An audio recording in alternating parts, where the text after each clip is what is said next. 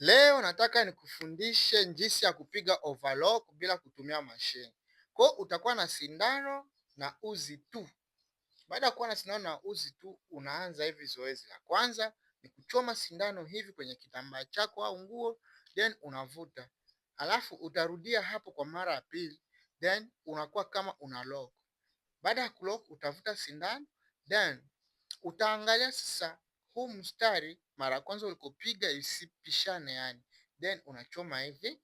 Sasa utakachokifanya hapa ni utachukua uzi mmoja kati ya hizi nyuzi mbili, unachukua uzi mmoja hivi, sawa, unaona hivi kama unavyoona hapa, then unavuta, unalock, sawa.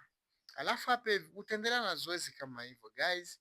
Hii ni system inawafaa kwa wale watu ambao wanashona nguo labda wamerekebisha, alafu kwenda kwenye overlock ni mbali, au muda mwingine unakuta kuna mtu hana overlock. So utaendelea na zoezi hivyo, unachomeka, unachukua uzi mmoja, unachoma, unachukua uzi mmoja, hivyo unatengeneza overlock tena nzuri sana.